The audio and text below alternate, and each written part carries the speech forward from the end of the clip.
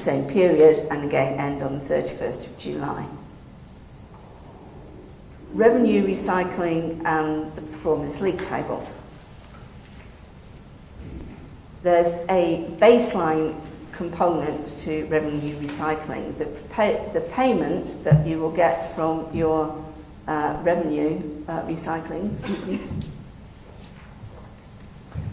will be proportional to the 2010 CRC emissions, your share of the total emissions in 2010. It is not based on what you actually pay in the auction. So there's an example there to just take you through. Total emissions in 2010 were 100. Were 100. If organisation X was 1, then organisation X would receive 1% of the revenue raised in the sales or the auction. But then that is then adjusted by the bonus or the penalty. The Performance League table will add the financial and reputational incentives. On the financial mechanism, the bonus or penalty will change over the years. It will be adjusted at the top and bottom of the table and all points in between, plus or minus 10%, and that will increase by 10% a year to a year 5, plus or minus 50%, and no decision has been taken what will happen after year 5. So here we have the sort of sales and revenue timetable. So in April 2011, the first sale will take place for your forecast emissions for that second year, remembering that the first year is now reporting only. So participants pay for their forecast allowances for 2011-12. The allowances released to participants, the government will hold 1 year revenue of the scheme. In July 2011, there will be a report only for 2010-2011 reporting year. Then in October, that money will be returned. It will be based on the performance only on AMR and carbon trust standard, because that's the only data we will at that point have for comparison purposes. At that point, all the money will be returned to participants. In April 2012, there will be the second sale. Participants pay for forecast 2012-13 allowances. Those allowances released, and government again will hold 1 year's scheme revenues. July 2012, there will be a report again on the 2011-12 performance, and again in October 2012, there will be the money will be returned based on performance in the league table.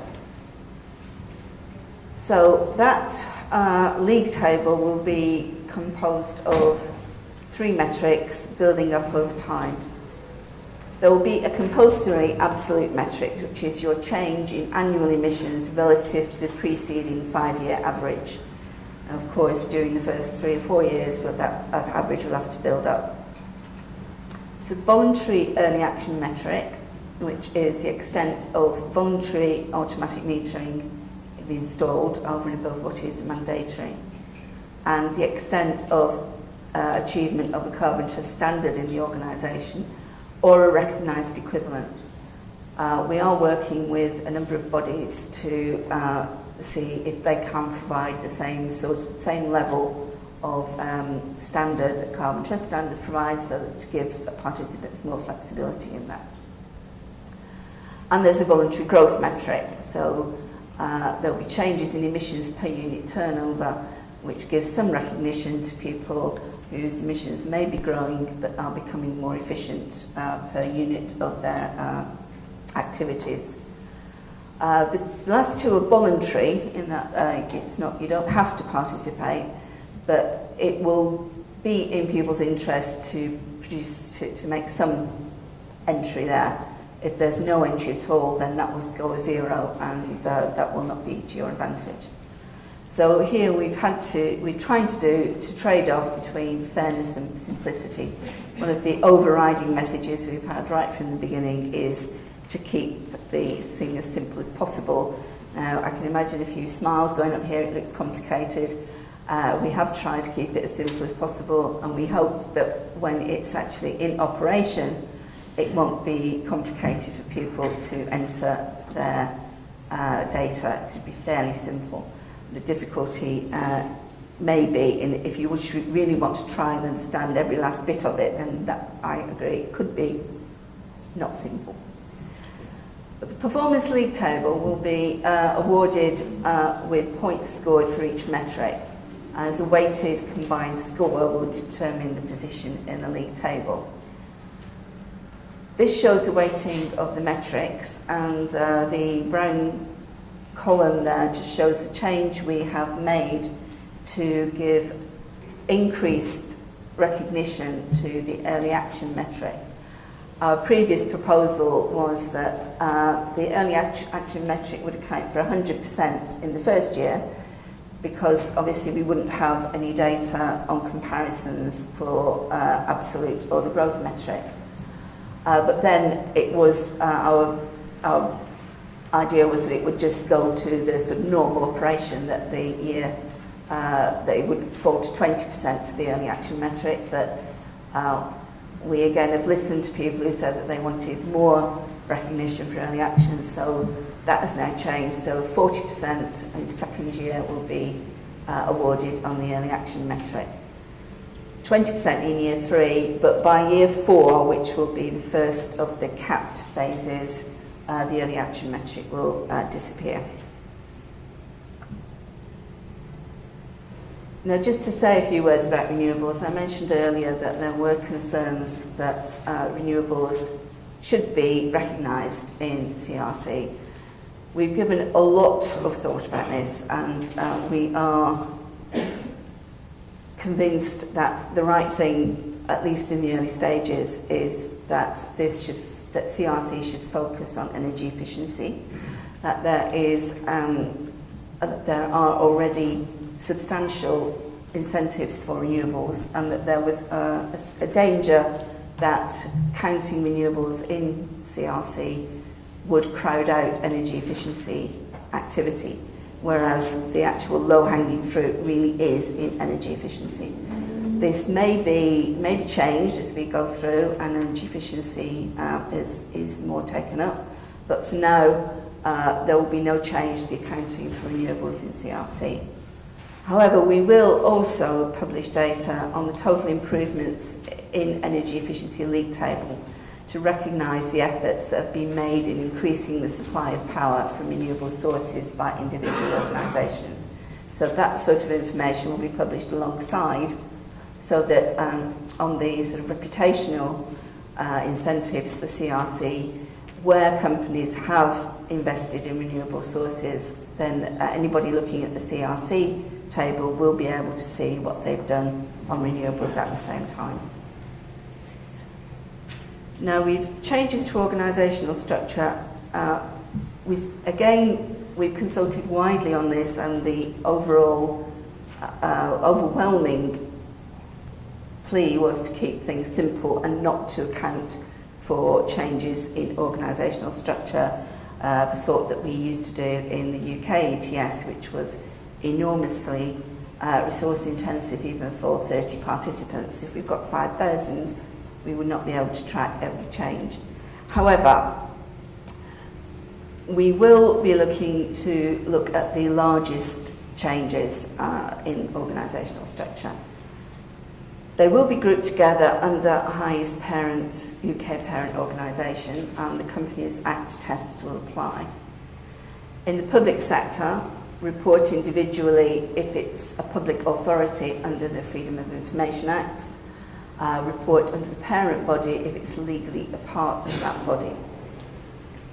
Significant group undertakings, and this has changed since the original consultation in March, will know that if they are large enough to qualify in their own right, a subsidiary will be allowed to participate in their own right, but this is not compulsory. It is for the parent and the subsidiary to decide between them. This is just a diagram to show how a significant group undertaking, it is now called, the sort of yellow squares there are organisations that would be able to participate. They are large enough to qualify in their own right and will be able to participate separately from A if they both agree. Penalties. There's mainly financial penalties. We need to make, because it's a light touch scheme, we need to ensure that the cost of non-compliance is greater than the cost of compliance. And that is only fair to all the people who will be doing their best to comply. So we must make sure that it is fair. So the failure to comply with key obligations, there will be a variety of penalties attached to that, and you'll be able to see those in the government response. But we have made changes so that the penalties, some of the consultation responses were that the penalties were perhaps very draconian to large organisations, perhaps not sufficiently encouraging to smaller organisations. So we have, instead of having proportional to, I think on a daily, they're now more based on the carbon footprint of the participant and also on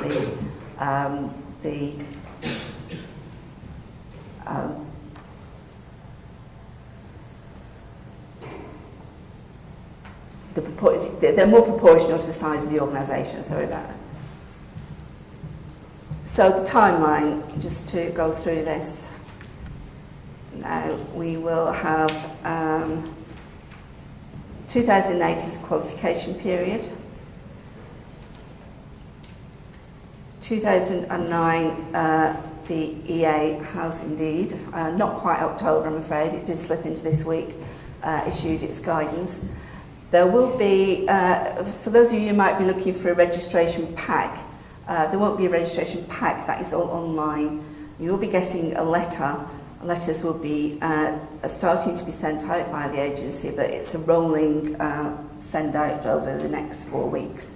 So expect those letters to billing addresses and they then go online to see the guidance and the registration system.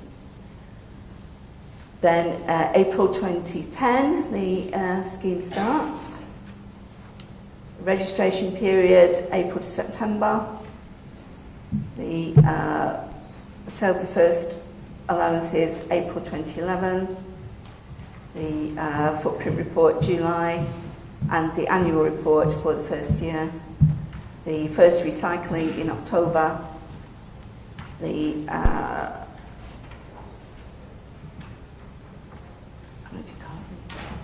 the start of the third year, and then we go through the cycle again and recycling, and then in April 2013 is the start of the CAP phase.